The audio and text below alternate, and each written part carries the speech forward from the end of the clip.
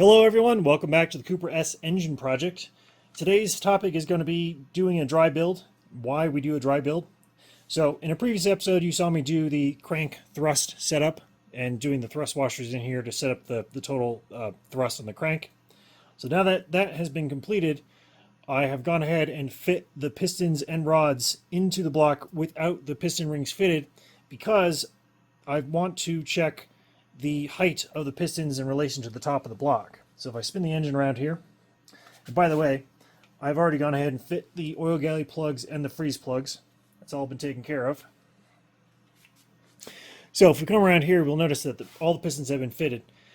And what I'm doing is I'm going to be measuring the height of the piston in relation to the top surface of the block. And that's important because that's called the deck height of the piston. And how far it is from the surface of the block is important because a lot of that spacing is important for the calculations for compression. So, for instance, I determined that these pistons were going to need have the tops reduced in terms of height and have the dishes open up to give me a compression ratio about 9 3/4, 9.8 to 1.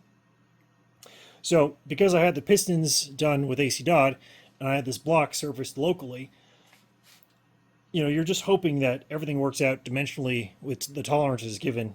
So the reason we do a dry build is to verify that you are in fact getting the setup you want. So for instance, cylinder 1 here, I've gone ahead and measured it using my dial depth gauge. And cylinder 1, the piston is about 3 thou below the surface of the block, which is acceptable based on my calculations. Cylinder 4 here is about 3 thou between 4 and 3, but over here on this outer edge is about 1.5. So there is a little bit of variation to how these pistons sit, and it has to do with the rods and the straightness of the rods. So the reason I want to do this measurement is, one, make sure the pistons are, at either flush with the deck or below the surface, and then you want to make sure that they're the same amount of stick out.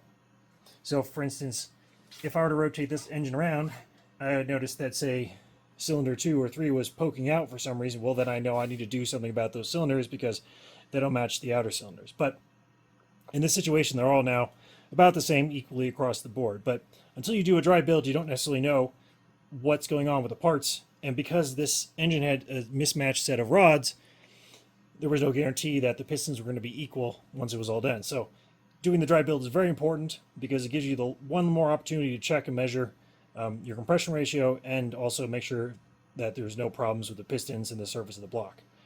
If for some reason these pistons were, say, 8 or 9 thou down from the surface of the block, then I might actually take the block and get another 5 or 6 thou cut off the top surface to bring the block deck closer to the pistons. But in this case, 3 thou is perfectly acceptable for my build here.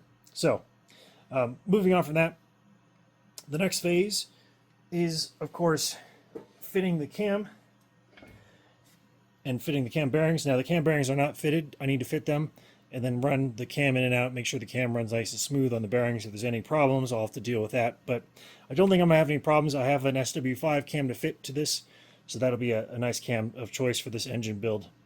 Other things I have to do next, and I just need to fit the piston rings to the block and measure my gaps. That's important just to make sure that there are no extremely tight piston ring clearances.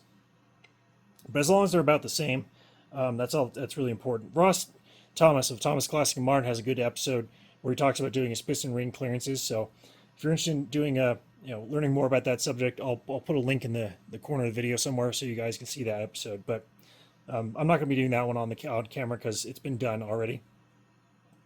So other things I need to do to the block, we've got the cam installation, and then we have all of the timing gear assembly setup work that we need to be done next after that. But let me go ahead and spin this around and get this prepared for doing the cam bearing installation.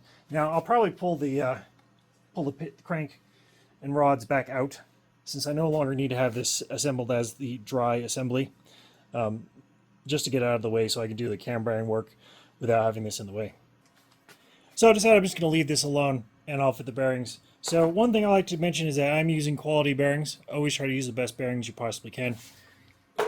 Now, when you get the bearings, they are coated with oil, so you need to remove all of those traces of oil before you fit them, as well as make sure, if you've done your homework, you made sure to clean all the holes and of course the oil passageways as well. So one of the things that you tend to run into a problem with is getting the hole lined up for the bearing shell. So what I like to do is I like to make a mark on both sides of this this oil hole so that when I line up the bearing shell to press it in, it lines up nicely with the holes, and there are two of them. If I can find it. Yeah, there it is. So there's one hole there, there's one hole there, and they need to line up, otherwise oil won't be fed properly to the cam. Now sometimes the bearing shells themselves, they will have issues. So for instance, here's the bearing shell, and you notice there's the two holes, and sometimes when you go to fit them, they won't quite line up properly. So if you have any alignment issues, you may have to grind the hole a little bit larger on one of these, but we'll deal with that if we have any issues. But for now, I just need to make sure to give these bearings a good cleaning. Here is the cam bearing tool installer, and I'm going to install the one on the rear first. It's the smaller one. Now it needs to be installed from the inside, so the tool needs to go through all of the cam bearing openings to press it in. And the part that screws onto this other end has a locating collar, and then it's just this really long rod. And this is the end you actually tap with a dead blow. So when it's all hooked up, you know, it looks like this. And this is just to give you some stability to drive in the tool this way. So how does it work? Well, in order to get the bearing into the housing, we need to have some way of holding on to it, and we need to have some way of pressing against it. And this tool does both those jobs. So underneath here there are 4 wedges. You can see there are 4 wedges. And there's a taper in here. So when I tighten this down, these wedges expand into these collars, which grip the bearing with rubber on the inside, and then give them a hard metal surface to press against the outer lip of the bearing shell. So I can fit this in here and then tap it in place nice and straight and true. Now the one thing I want to do is put some lubrication on the bearing shell as well as the block surface, because I want these to slide in nicely. And once the block surface actually touches this lip here, that's when I know I've fully seated this bearing. So as you can see, with my left hand I am stabilizing the bar and the white collar, and with my right off camera I will hit this with a mallet. But we can see that the bearing is pressed against the expanding collar and it's resting against the block. So as soon as I tap it with a mallet, it will drift in.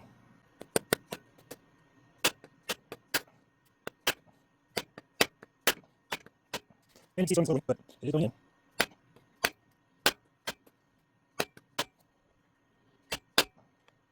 Almost there. And there we go. We are now fully seated on that bearing. So now all we need to do is just loosen the collar to retract the wedges, and that will allow us to withdraw the whole assembly. If it'll do it nicely. Come on.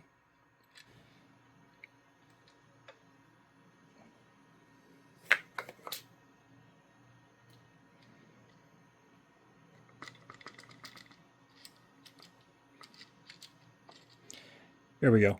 Well, the wedges came apart, so I'm just going to take this out. But basically that's how you would withdraw the tool. And if we look at the bearing here, we can see it's perfectly installed, totally flush with this surface.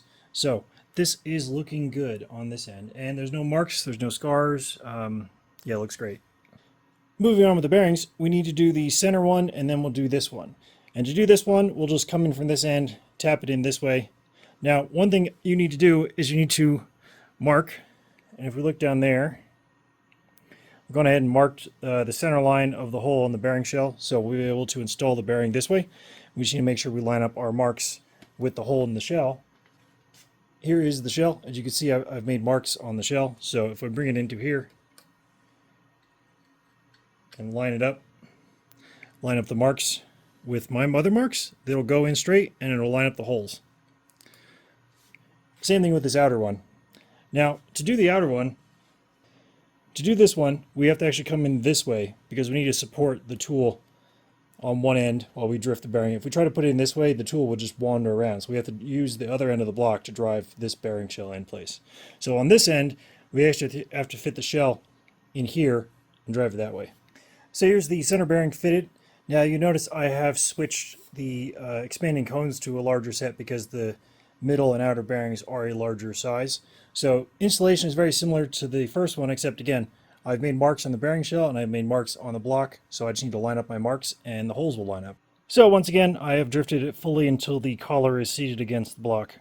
Right, let's come in here and double check our work. So if we zoom in there on the little oil hole, we will see that it is totally lined up with the hole in the block. So we did a great job of installing this center main bearing.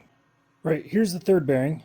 As you can see, I've got it all drawn out to line up with the holes in the block. Now, this hole is biased towards the back of the block, so make sure you orient this bearing correctly. And the reason I don't have the rest of the rod attached is because you have to fit this first into the block and then bring the rod in through the other two openings, because you can't fit it through the smaller hole with this attached. So it's all set up, it's all aligned on the holes, so now it's just a matter of driving it in from that end. And there we go. Bearing is now fully pressed into the housing and is flush with the face of the block. Alright, so I've pulled the crank and the pistons out of the way, just because I want to make sure that the cam fits really well, and if I need to do anything, I don't want all that stuff in the way. So this is the SW5 camshaft from Swiftune. It's a good choice. Now I've already gone and washed this off, cleaned it off really thoroughly, and I've just put a thin smear of oil on the bearings. So what I'm going to do is just slowly feed it in and try not to hit the bearings with any of the lobes or the distributor gear. And when I've got it in place, what I'm really checking for is any kind of tightness in the bearings. So if this doesn't spin freely, then I need to investigate why it won't spin freely. And a lot of times it has to do with that split in the bearing shell. Sometimes they close up a bit when you install them. So I just want to make sure that this rotates nice and free. Alright, so here we go. So far so good. You can see it has a nice bit of float. Seems to float nicely. Feels good. I don't see any reason. Complete 360 degrees spin, no problem. And by the way, I am supporting it with my left hand, so it's not going to fall out of the block.